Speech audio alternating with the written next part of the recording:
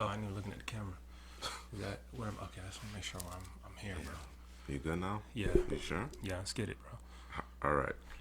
You ready? You ready for this? Hello, audience.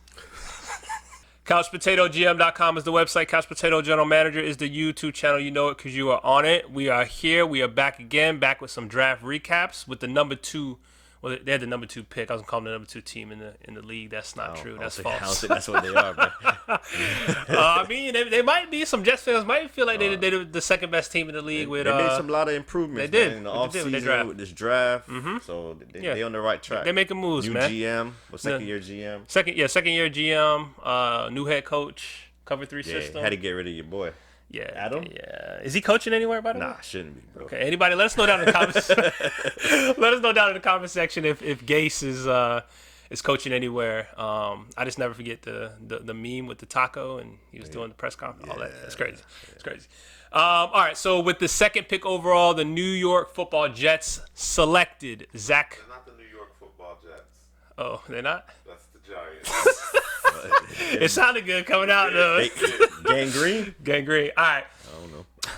The hashtag New York Jets. JETS. I should have just let you vibe, bro. I should have let you live. You should. They would have killed me out in the comment section. They would have got me in the comment section. Thank you. Appreciate you. You looked out for me.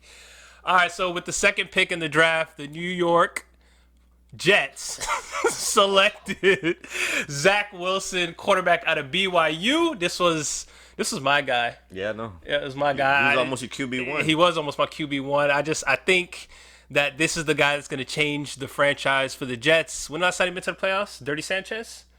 Maybe. Yeah. What was the head coach? What was the head coach name? Rex Ryan. Yeah, Rex Ryan. I forgot him. He was in my head. I just couldn't get it through. I think this is the guy to get these guys to that next step, which is the playoffs. Watching the tape, I wasn't sure what I was going to see, but the ball placement, his ability to process as he's going through his reads, the athletic ability to either keep a play alive or just take off and get those extra yards if given in man coverage. Yeah, I think this is a step up from Sammy the Savior. Yeah, when I watched that Wilson, just the ball placement, it's just beautiful. It's just so pretty. Yeah, it's pretty coming ball, on his ball hands. placement's king, man. Any arm angles, it's a la. You know what? I'm not gonna say. Go ahead. Go do it, bro. It's Aaron Rodgers, man. Let's give Aaron Rodgers the credit, man. He was the guy, the no looks, all that. Aaron Rodgers been doing that, man. Come on, man. But when I seen it, man, that's what I thought about. His ability to get outside the pocket, make plays off script, and it was just beautiful. It was just beautiful every time it came out of his hands. So definitely worth the number 2 pick. My biggest issue with him is when that pressure come, man. Right. He kind of speeds up the process a little bit. And sometimes he makes errant passes, makes bad decisions, throws interceptions. Right. Saw it on tape. So, the Jets had offensive line issues for a while now. I know they're improved from last year's draft pick. Mekhi Becton, the beast over there. You got to be able to protect this guy to get the best out of this guy. And the weapons also. They've been adding to that, especially in this draft also. Right. So I think he's set up, man. It's not Adam Gase anymore over there. No, it's not. He's definitely set up for success with the personnel and the coaching around there. There's more to talk about this guy, man. This is the swagger he brings on the football field, how accurate he is. It's a lot to like about him, man. But there are some concerns. He's not a perfect prospect. A lot of times I see him pass up the easy passes, trying to throw the ball downfield. And you kind of like that sometimes because, the Jets in their franchise, they've had quarterbacks that didn't really test downfield, Mark Sanchez of the world, so Sam Darnold, Captain Safe. Well, I wouldn't say Sam Darnold was safe, but Mark Sanchez was definitely safe. But this guy, man, he's looking for the big play every time, and now they have the weapons to succeed. I don't really have nothing negative to say outside of what you stated in terms of the pressure, but what quarterback, when pressure's coming at him, But some quarterbacks is a little more smoother. You got one in Tampa Bay. You know how to slide up in the pocket. Come on, bro. We talking about let's talk about the draft class. You got one in Justin Fields. This is just handle pressure a little bit better.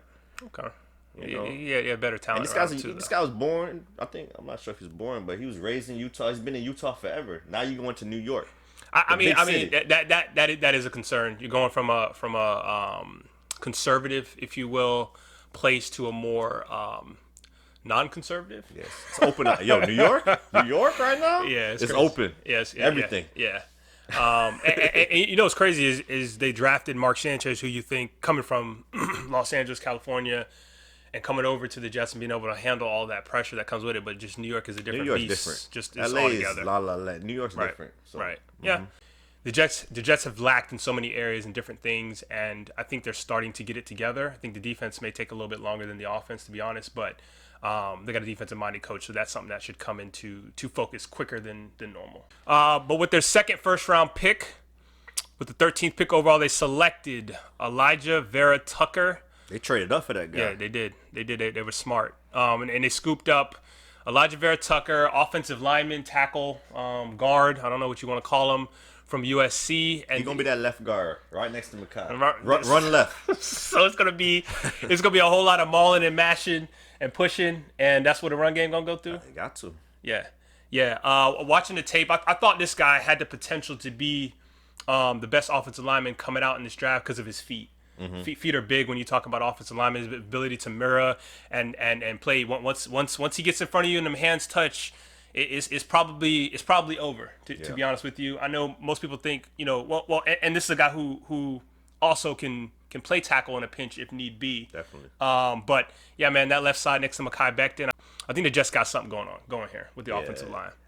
It's two things I really like about him, man. Mm-hmm. Is he brings that intensity, that bully nature, just like Becton from last year. He's one of those guys. Because sometimes you watch offensive line tape and you're like, come on, just drive him. Yeah, just drive. Yeah, they do just enough at the end of the play and I'm good. But no, not with Vera-Tucker, man. This guy's a bully, and also he's very smart. There's a lot of times where the defense, they bring a twist or a blitz, and he'll pick that up and get to the other guy. So being smart and a bully, I think that's a double threat as an offensive lineman, man, that is going to work out well for Vera-Tucker. Agreed. Second round, the Jets selected Elijah Moore, receiver out of Ole Miss.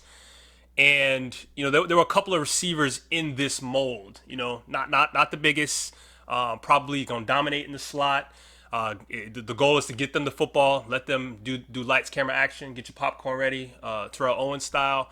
And Elijah Moore, I think, was the best of that bunch. And I think I asked y'all boys in the messenger, I said, man, if Elijah Moore was 6'2", where would he go in terms of the receivers in this class? He'd be definitely a first-round pick. I think he'd be like 2 or 3. 2 or 3? He'd be up there. What you saying? Is he better than Devonta Smith? No. Yeah. So he'd probably be behind Chase and Devonta. Okay, so just probably be like number 3. Number 3, close. He'd be touching Waddle. Yeah, right there with Waddle. Okay, all right.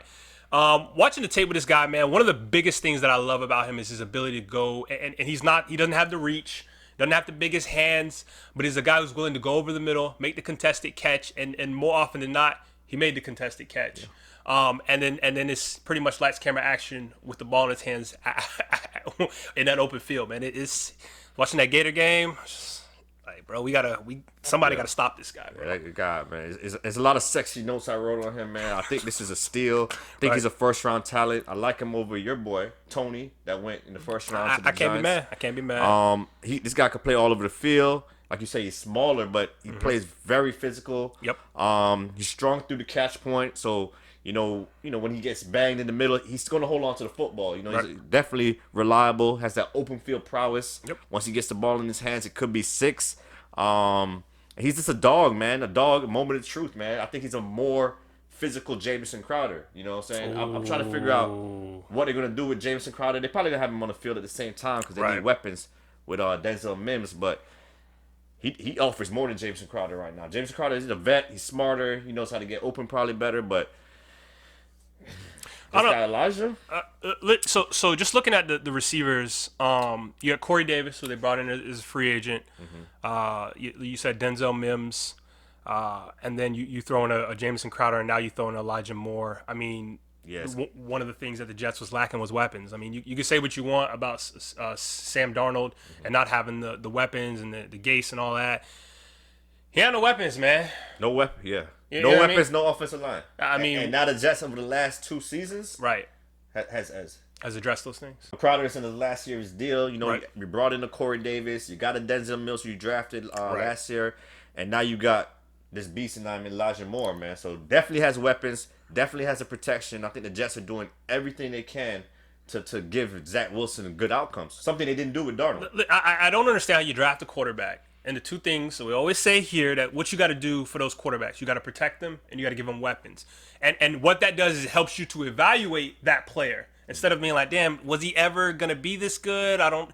I want to know. So I'm going to do what I got to do in terms of giving him everything that he needs so there's no excuses. All right, so we're going to go straight to the fourth round because the Jets didn't have a third round pick. They gave that up to trade up for Alijah Tucker, and rightfully so. And they had a star fall into their lap, and Michael Carter, running back from UNC. Yeah, another steal, man. I watched the tape. I was watching him and Javonte Williams.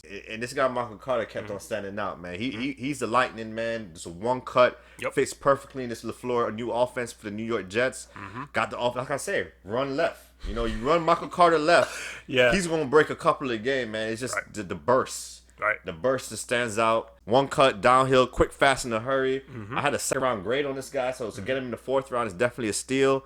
And, you know, at the very least, he could carve out like that third down role for these guys. But, you know, you got P. Ryan on the roster. You brought in Tevin Coleman. But Michael Carter is the most talented running back on this New York Jets football team. One of the things that stand out every time I think about Michael Carter is the ability to get thin, get narrow at the time when you know, it's kind of a blocker maybe be kind of right next to him, but a defender's coming his way. He's able to kind of get narrow, get thin, and kind of squeeze through or slim through, make that guy miss. It's the ability to make someone miss in whether it be in the open field or in close quarters, to me is something that is special and that some running backs don't have. And this is one of those guys that has that. And you need guys who can make people miss and that kind of, would you call him a game breaker? No, he definitely a game breaker. Okay. So now we have Elijah Moore, we have a Michael Carter, and then we have in my opinion Denzel Mims, who's the number one receiver. So now we've started to equip, like we stated earlier, Zach Wilson with the weapons, and ain't nothing more boring than watching an offense with no weapons and your quarterback's out there struggling. Like that's football. I just turn off, bro. That's that false hope. Every Sunday you put your Jets stuff on, your jersey, and in the back of your mind, you know this ain't gonna work out because we don't have the weapons. But I'm gonna cheer for my team. Well, this year you're gonna be able to take that to the next level. But the Jets, with their fifth round pick, they selected Jamien Sherwood out of Auburn. He was a safety, bro. I'm watching the tape, bro. I'm like, nah, bro. This dude ain't no safety, man. This dude is he's a linebacker. He plays like a linebacker. He moves like a linebacker. He has a closing speed like a linebacker. He's coming downhill like a linebacker. And he's coming with bad intentions. Yeah. So I wonder if he'll play. You know, he's coming into the cover 3 scheme. Is he going to play that weak side linebacker? Like, you know, where does he fit in that scheme? He's got the size, he's got the speed. I think he could be multiple because he has that ability to cover that tight end. You know, there's a new vogue in the NFL where we're going to get athletic guys that probably play safety in college, put them at linebacker, match them up against the Travis Kelce's, the Darren Wallers of the world. Right. Every team is looking for a guy like that. So the Jets selecting a guy like that in the 5th round. Right. You know, that could possibly get on the field sooner rather than later. Right. You know what I'm saying? Probably a good pick. He's aggressive. He blows up screens. Has anticipation in the short zone. You know, you really don't want him as a deep safety. They're probably not going to put him back there, but put him up there in the box because, to me, the Jets, the defensive line is ready to go. They're good to go. Quentin Williams.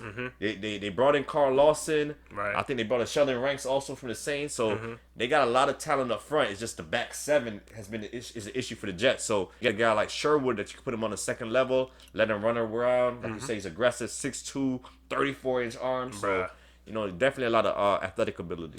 I think one of the things that's overlooked at that second level, or even at the safety, whoever's covering that versatile tight end, is that reach, right? Because that's usually part of the repertoire of those tight ends, the Wallers. I'm gonna throw Pitts in there because he's gonna show out. Yeah, he's gonna show out.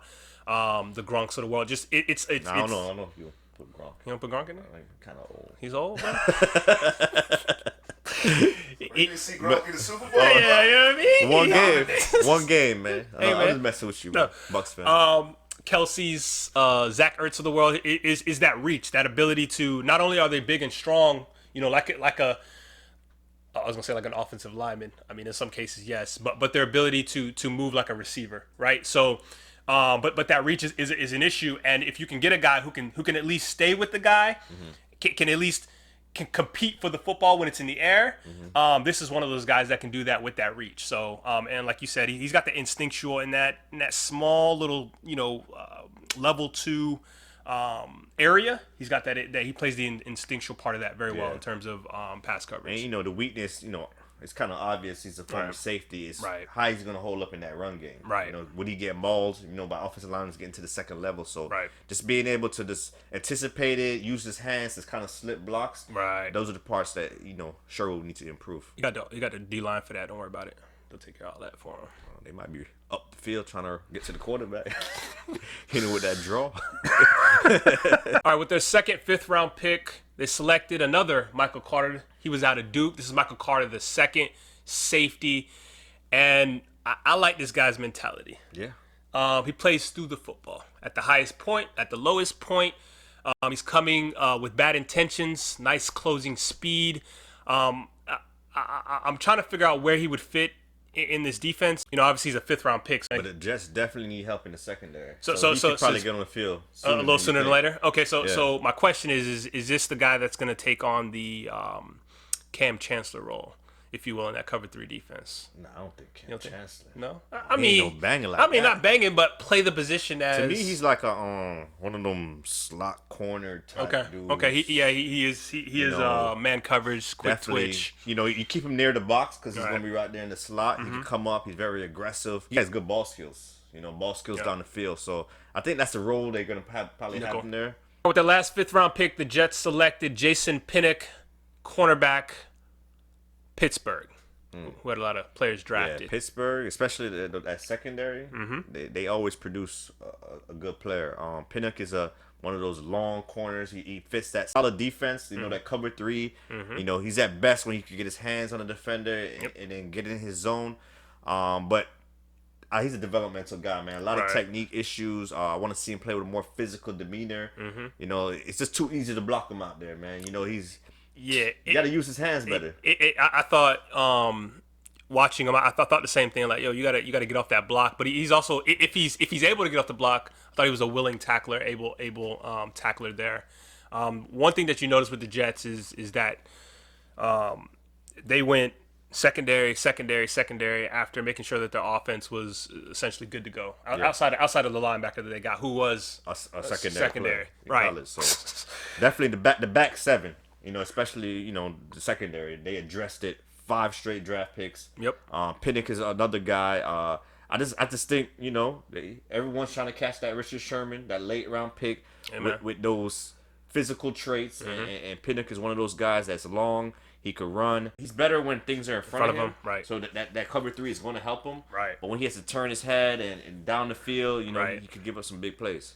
And I question his long speed as well. But I guess we'll soon find out. With their first 6th round pick, the Jets selected from Florida State, safety. DBU? No, bro. Okay. Safety. Hamsah Nasirildeen. Let me know if I said that right down in the comment section. That was a mouthful. Give me kudos, give me a thumbs up, something. But this is a guy who I thought had some great closing speed. When he sees it, he's there. How you say it? Quick, fast, in a hurry. There we go. There you go. But this is also a guy who's coming off an ACL tear. He played 2 games last year. It looks like they're moving him down to linebacker. I guess we're gonna continue the trend of taking safeties and moving them down to linebacker. I don't know that he would struggle in that at the second level from what I saw on tape. Yeah, he's definitely an athletic guy.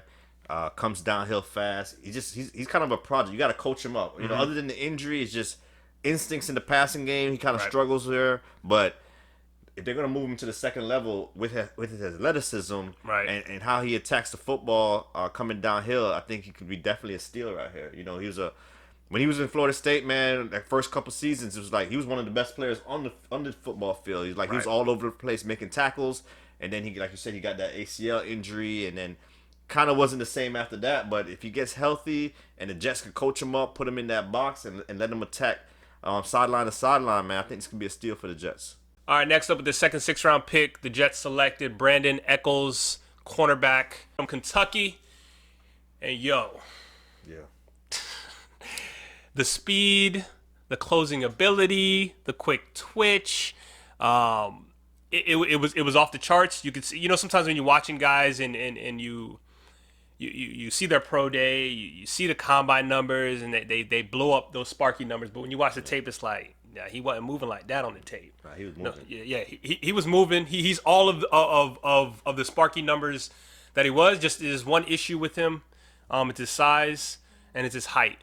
And to play the way he plays, there's probably a guy who he could end up injured because of the style in which he plays. Yeah, just another body for them in the back seven. The Jets are just throwing a lot of names out there, and training camp we're gonna see who's gonna be on the football field. Right. I actually like Echols over Michael Carter and Pinnock. It's just how he plays, man. That physical nature. I think they're gonna put him in the slot. Anticipation on blitzes. He closes quickly. Very active. He sticks to wide receivers, and like you say, he's an athlete. Right. 4.2 speed, Right. 4.3 speed, 42.5 inch vertical. Definitely a guy that is going to help you in special teams, if anything else, man. But I definitely think that he could carve out a role on this Jets starting unit. It wouldn't surprise me if he ends up being the starting nickel back. Or this is a guy who, because of his mentality, high motor, high effort, and his speed, this is a guy you could see on punt returns, kickoffs, things like that, making things happen, down the ball inside the 5. Bro, Yeah, I'm one of them cats, bro. When I'm watching, bro, and we down the football inside the 2-yard line, bro, I'm pumping like we just got a safety, bro. Like we just got a sack and interception, bro, because that's big, bro. Yeah, it's like, big. Like special teams That's hitting yardage, man. Right. With the third, 6th round pick and the Jets' last pick, they went out and they drafted defensive tackle from Arkansas, Jonathan Marshall, and I always talk about this with the Big 12. Okay. This is Big 12 again, huh? This is a Big 12 move that Arkansas did. Yeah. Which is take a guy, put him out of position, play him out of position, and this was evident on the tape. Okay, because this is a guy who should have been playing the 3 technique. Has that and what are 3 techniques? What do you need for Penetrator, a 3 get upfield. Right. Quick. Right. Yeah, but they had this guy in the nose getting mauled.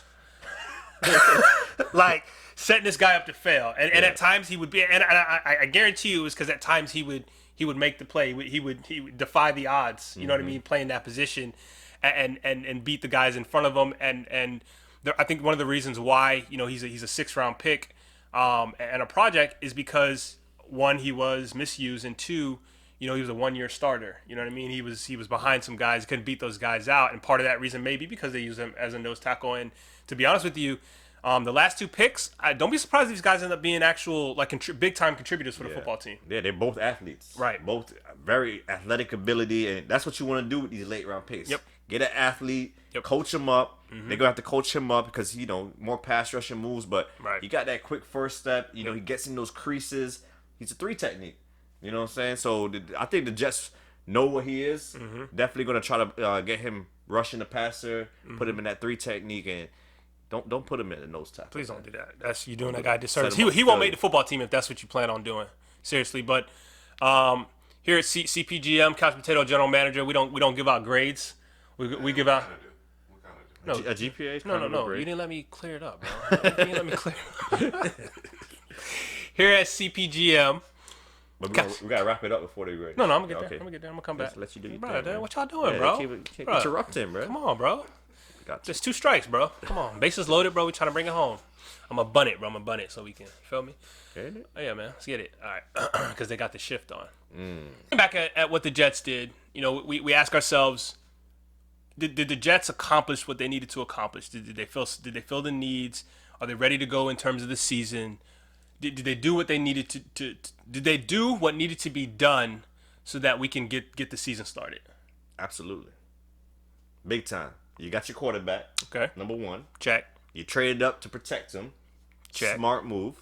Then you gave him a weapon. 2 weapons. Elijah Moore and Michael Carter. Check. Both steals. And then you just drafted a bunch of DBs or a bunch of second-level players because some of those DBs are playing linebackers. Right. Bunch of second-level players because your defensive line is pretty good. Right. So they did everything. Check. They aced the test. It just depends if you like the players that they selected. Right. Some of them, it'll be a wait and see because you're moving players from safety down to linebacker, and then you have a couple of guys who we think can play nickel. So it's kind of a wait and see approach. But again, it starts up front. They address they've been addressed the defensive line, that front 4, and those guys will make things a hell of a lot easier for the guys at that second and third level. So. They just threw a bunch of guys at a board and said, we're just going to pick these guys defensively and we're gonna run with it, make some changes, and roll with it. And I agree with you. I think they aced the test. I'm gonna give the Jets a 3.85. Ooh, that's high. Yeah, and the only reason that they don't get a 4 is because a 4.0, excuse me, is just because of the guys that they have to move around. It's kind of a wait and see on that, really, what that's going to look like. But I expect good things to come out of this defense. Okay, I'm gonna go 3.25. Oof. I'm gonna tell you why though. Hurt. You know what? I'm gonna tell you why. Why? I love everything they did. Mm-hmm. I'm not sold on Zach Wilson all the way. Okay, bro. So the hate. So continues. if he's that guy, Mm-hmm. then it's a 4.0. Right. I had a couple guys ahead of him, Justin Right. Fields, Trey Lance, Mm-hmm. but like I said, he's throws the prettiest ball in the class. Mm-hmm. It looks beautiful. They gotta protect him. If Right. they can protect them, they're gonna get the best out of Zach Wilson, and this could be a 4.0. But right now, I'm gonna go 3.25. Wow. I'm I know higher. that's your guy, man. I'm higher on the Jets. Yeah, you know that's my guy. Let us know what you think. What is your grade point average for the Jets? What picks did you like? Didn't you like? And how you feel about Zach Wilson? Where'd you have him rated in terms of the was it top 5, top 6 quarterbacks? Like, subscribe, comment, and don't forget to share the video. Don't be selfish.